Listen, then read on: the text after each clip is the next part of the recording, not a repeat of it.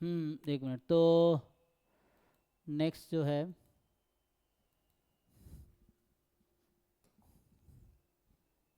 कुछ और जगह देखो, कुछ बुक में फॉर्मूला देखो, समझ आ जाएगा। जहाँ कहीं फॉर्मूला दिया होगा ना, उसमें कुछ सॉल्व एग्जाम्पल्स होंगे, तो वहाँ से थोड़ी ज़्यादा क्लैरिटी आएगी। तो एक दो क्वेश्चंस बुक में ढूंढो जहाँ पे मिल जाए, तो उससे थोड़ा और क्लैरिटी आ जाएगा।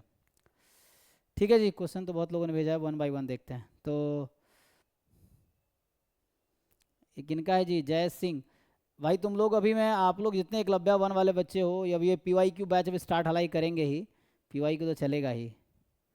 तो इसमें हम्म सर हाँ, मेरा डाउट है। तो ये सब क्लास में काहे नहीं पूछते? अभी क्लास में यही टॉपिक चल रहा है ना।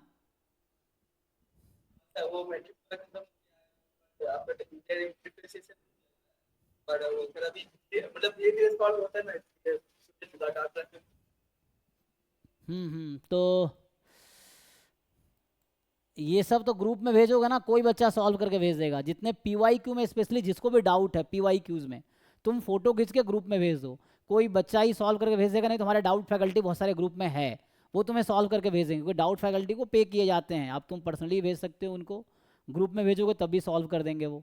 नहीं तो तुम पर्सनली भी, जितने हैं ना 12-15 डाउट फैकल्टीज़ हैं ग्रुप में, एकलव्य 1, एकलव्य 2 है ना, एकलव्य 3 में भी ये हैं, इवन प्रयास वाले ग्रुप में भी हैं। तुम ग्रुप में ये फोटोज़ भेजो, तुम्हें सोल्यूशन मिल जाएगा। नहीं समझ आएगा फिर पूछना, ठीक है? क्योंकि PY के सॉल्यूशन ज़्यादातर बच्चे कर चुके हैं मोस्टली, मतलब जो जिनका सिलेबस खत्म हो गया है। तो तुम ये भेजोगे ग्रुप में, तो ऑलरेडी कोई ना कोई बच्चा आपको सॉल्यूशन भेज देगा। नहीं भेजता फिर आप पूछना। सर खाली अब वो मैट्रिक्स वाला तो फिर बता दीजिए, क्या वो क्वेश्चन ही मुझे समझ नहीं आया। ठीक है, तो देखिए इसमें जो है, बाकी है ना, जो भी डाउट हो PYQs में तुम ग्रुप में भेजो कोई ना कोई, क्योंकि जो डाउट फैकल्टीज़ है ना, वो भी किसी ने कि IIT बॉम्बे, कानपुर या किसी IIT से PhD कर रहा है, या कहीं यूनिवर्सिटी में, चाहे DU BHU में, या तो मास्टर्स या PhD कर रहा है। तो ये वो बच्चे हैं जो ऑलरेडी जैम की प्रिपरेशन किए थे, तो उनको ऑलरेडी ये सब आता है। तो आप उनसे पूछ सकते हो, वो ईजिली बता देंगे। ये है। जनरली उनमें से ज़्यादातर बच्चे हमारे स्टूडेंट ही हैं, है ना, ऑलमोस्ट सब पिछले साल के, या मतलब प्रीवियस ईयर्स के। ये है। ये 29 वाले में डाउट है। देखो इसमें क्या है कि एक T मैट्रिक्स आपको दे रखा है, 1 0 0 1 1 0 एंड 1 1 1। ठीक। अब आपको कह रहा है कि, हालांकि लीनियर ट्रांसफॉर्मेशन जैम के सिलेबस में है नहीं, करना चाहो कर सकते हो, मैं करा देता हूँ, लेकिन लीनियर ट्रांसफॉर्मेशन जैम के सिलेबस में नहीं, इवन आई थिंक गेट में भी नहीं है, देखना पड़ेगा। ऐड हुआ है जैम के सिलेबस में लीनियर ट्रांसफॉर्मेशन? नहीं सर, आपने लेक्चर में नहीं है, गेट पे भी नहीं है। नहीं ना, जैम गेट में लीनियर ट्रांस पहले था। तो ये जिस 2014 में पूछा हुआ ना, 2014 में था, क्योंकि सिलेबस ना रेगुलरली अपडेट होते रहते हैं एग्जाम और गेट के। नॉट एवरी ईयर, बट एक रेगुलर टाइम पे, इंटरवल पे अपडेट होता रहा। जैसे जैम का इस बार अपडेट हो गया, लास्ट अपडेट 2022 में हुआ था जैम का, है ना। उससे पहले आई थिंक 2015-16 में हुआ, ऐसा हुआ था। तो होते रहते हैं updates, time by time change होता रहता है सिलेबस कई बार। तो लीनियर ट्रांसफॉर्मेशन सिलेबस में है नहीं, सॉल्व करना चाहो तो कर सकते हो, ठीक है। एम में। हाँ, जैम एमए में होगा, गेट में, गेट एमए में भी होगा। GATE mathematics, JAM mathematics, JAM statistics, GATE statistics में लीनियर ट्रांसफॉर्मेशन नहीं है। सर बता दीजिए, बहुत देर पीछे बैठा।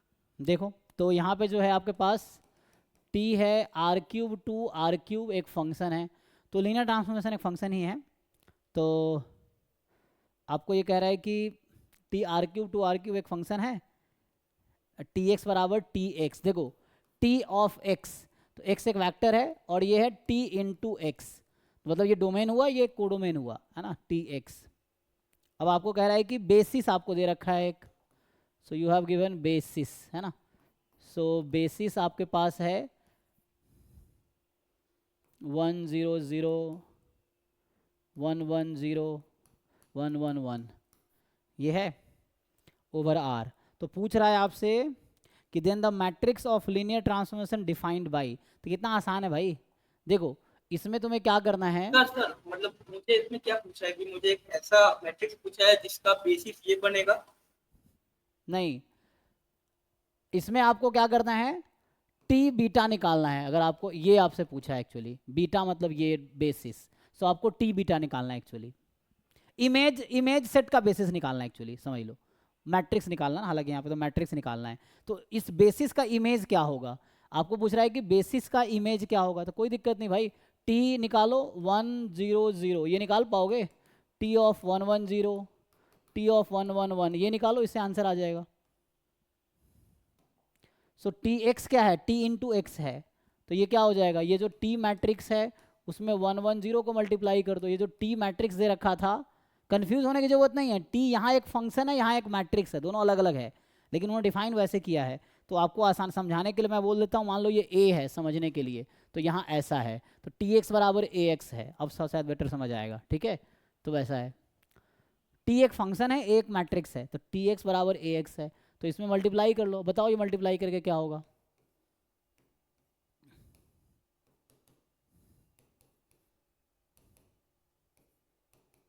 सेम यहाँ पे करना है,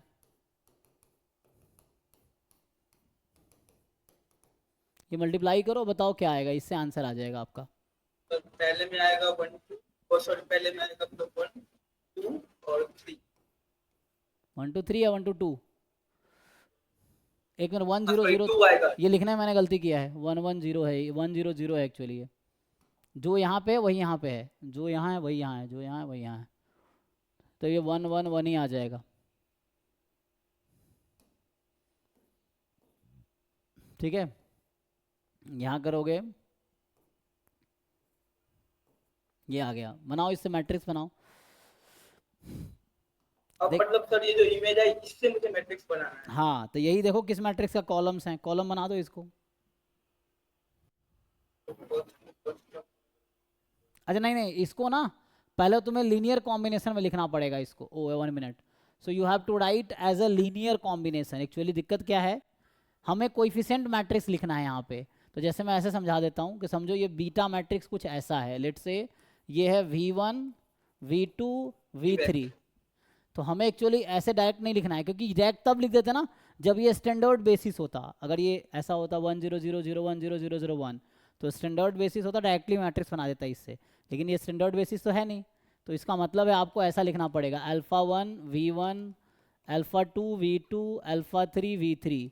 मान लो बीटा 1 v1, बीटा 2, ये बीटा उससे कंफ्यूज नहीं होना, वो बी सेट है ना, ये बेसिस जो एक सेट है और यहाँ नंबर है, ठीक है? तो ये बी एक सेट है बेसिस।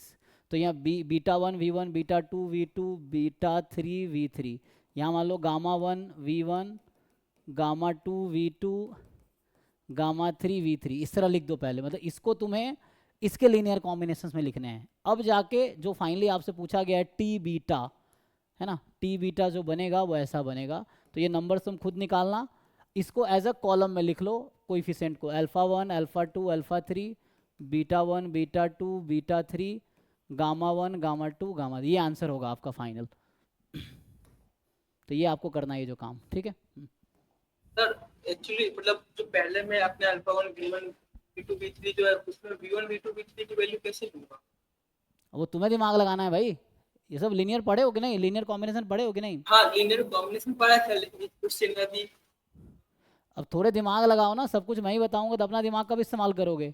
इसको लिखो, इन तीनों का लीनियर कॉम्बिनेशन, थोड़ा दिमाग लगाओ कैसे लिखा जाएगा। ये तो ऐसे ही दिख रहा है 1 1 1 है, तो 0 time v1, 0 time v2। Okay v1 v2 हाँ समझ गया। हाँ, बेसिस ये v1 v2 v3 बताया, तो ये v1 v2 v3 है, ये v1 v2 v3। तो ये पहला तुम्हारा अल्फा करके हमें ये बनाना है, ये बनाना v1 v2, ठीक है ना? तो अल्फा 1 यहाँ 0 0 1 हो गया, ऐसे ही लिखो, उसको बाकी को बनाओ।